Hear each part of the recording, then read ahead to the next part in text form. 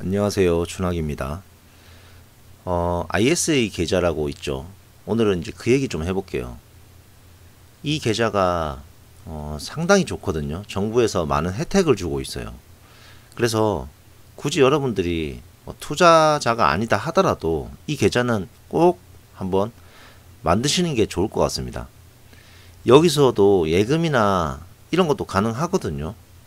요즘에는 예금을 증권처럼 할 수 있는 상품들이 굉장히 많이 나와 있어요. 그래서 굳이 은행에서 정기예금을 들 필요가 없습니다, 사실. 그리고 또 투자 활동도 자유롭게 할 수 있기 때문에 이 ISA 계좌는 정말 좋은 계좌라고 저는 생각을 해요. 연금저축은 사실 좋지가 않아요. 제가 추천 안 한다 했죠. 근데 ISA 계좌랑 연금은 차이가 있거든요. 사실 비슷하게 얘기하시는 분들이 많은데 왜 그러냐면 과세 이연이라고 해서 여러분들이 낸 수익에 대해서 세금을 해지할 때 매기겠다. 그러니까 세금을 이연시켜 주겠다. 그 점 때문에 이걸 비슷하게 엮어서 지금 설명하시는 분들이 많은데 사실 완전히 다른 개념입니다. 그래서 오늘 그 점에 대해서 한번 설명을 해드릴게요. 자세하게. 그러니까 어떤 식으로 계좌를 운영하는 게 가장 좋은지 제가 한번 설명해 볼게요. 먼저 여기 지금 ISA하고 연금저축 이게 적어놨는데 제가 지금 현재 현황을 한번 보여드릴게요. 이게 뭐냐면 지금 연금저축 계좌예요. 연금저축에서 제일 어울리는 것들에 대해서 이제 제가 좀 매수를 해놨습니다. 그리고 ISA 계좌는 키움에서 또 만들어 놓은 게 있는데요. 지금 일단 제가 작년부터 시작을 했어요. 그래서 아직 법이 안 바뀌었기 때문에 연간 2천만원씩 불입을 할 수 있거든요. 그래서 일단 4천만원 최대치로 일단 불입을 해놨습니다. 연금저축 같은 경우에는 이제 최소한으로 제가 운영을 하고 있고요. ISA는 최대한으로 지금 운영을 하려고 하고 있어요. 먼저 이제 ISA하고 이제 연금저축은 완전히 다른 투자 상품이거든요, 사실은. 그러니까 연금저축 같은 경우는 사실 투자 상품이라고 부를 수가 없어요. 이거는 연금입니다, 말 그대로 연금. 근데 이걸 마치 투자 상품처럼 지금 오해하시고 여기에 많은 돈을 부어서 뭔가 자산을 불리겠다라고 지금 생각하시는 분들이 있는데 제가 그랬잖아요. 이 연금저축은 굉장히 안 좋은 상품이에요. 자산을 불리는 데 있어서는. 그렇기 때문에 우리는 예를 들어 여러분들이 정말 투자에 관심이 있고 자산을 불리는 데 관심이 있다면 ISA라는 거에 집중을 해야 됩니다. ISA가 정말 좋은 계좌예요. 이제 그 점에 대해서 한번 설명해 볼게요. 먼저 ISA 같은 경우는 개별주 투자가 가능해요. 그러니까 삼성전자나 SK하이닉스 같은 거, 국내 상장 증권은 다 가능합니다. ISA는 특징이 뭐냐면 굉장히 다양한 상품, 유일하게 안 되는 게 바로 미국 주식, 그러니까 해외 주식 빼고는, 해외 직투 빼고는 다 가능해요. ISA에서는. 국내외 파생 ETF 가능하고요. 국내 상장 해외 ETF도 가능합니다. 다 매수 가능해요. 자, 그에 반해서 연금저축은요, 개별주 매매가 안 됩니다. 그리고 국내외 파생 ETF가 안 돼요.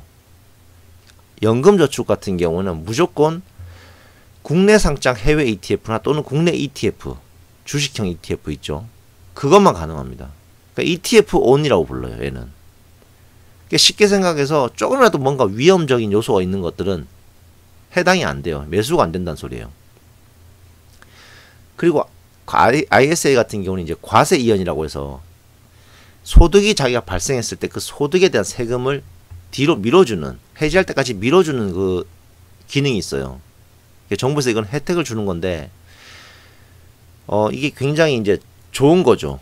그리고 3년 해지라고 해서 이제 3년 동안 계좌를 가지고 있으면 얼마든지 해지가 가능합니다. 근데 그에 반해서 연금저축 같은 경우는 해지가 55세부터 10년 이상 동안 받아야지만 해지가 가능한 거예요. 그래서 연금저축은 큰 돈이 묶여서 묶일 가능성이 있기 때문에 자산 형성에 도움이 안 된다는 거예요. 그리고 ISA 같은 경우는 이제 해지할 때 수익금을 500만 원까지는 비과세를 해주고요. 그 외 나머지 수익금에 대해서는 분리과세를 해줍니다. 10%짜리. 그러니까 세금 혜택도 굉장히 좋은 거죠. 그리고 이제 ISA 같은 경우는 이제 법령이 이제 바뀔 거예요, 곧. 이제 바뀌는 기준으로 제가 이제 설명을 하는 건데요.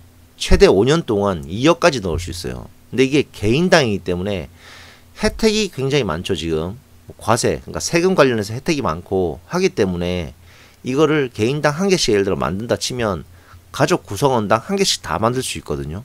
그런 식으로 운영해도 저는 여유 자금이 있다면 그런 식으로 최대한으로 해도 나쁘지 않다고 생각해요. 그만큼 재산을 불리기에, 그러니까 자산을 투자해서 불리기에 가장 좋은 계좌다.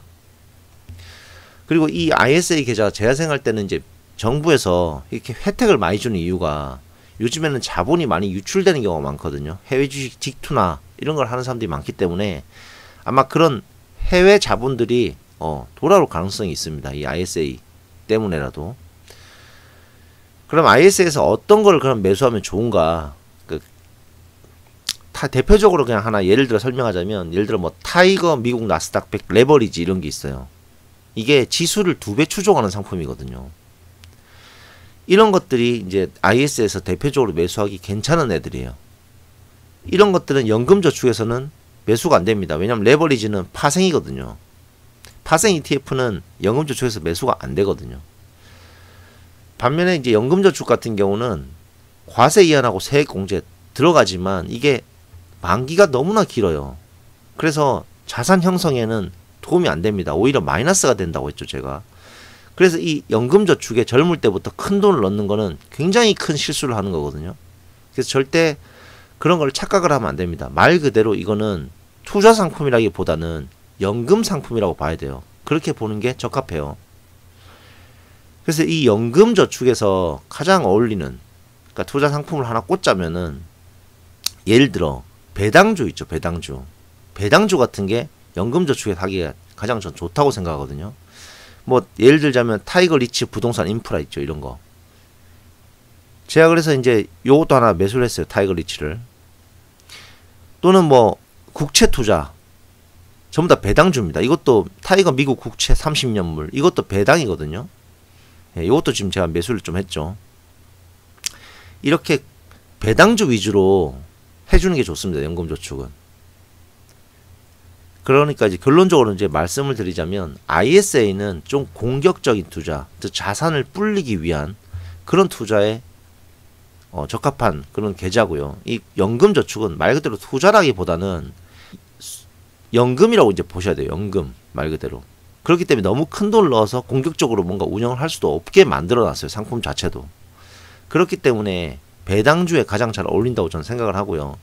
연금저축 하실 분들은 이제 배당주 위주로 하시는 게 가장 좋다. 저는 이렇게 말씀드리고 싶네요. 만약에 이 영상을 보시는 분들이 좀 나이가 어리다 그러면 ISA에 최대한 많이 넣어서 공격적으로 먼저 운영을 하시고요. 그 운영한 거 가지고 일부 소액으로 연금저축으로 돌려서 노후도 준비하는 그런 설계가 저는 가장 좋다고 일단 생각을 합니다.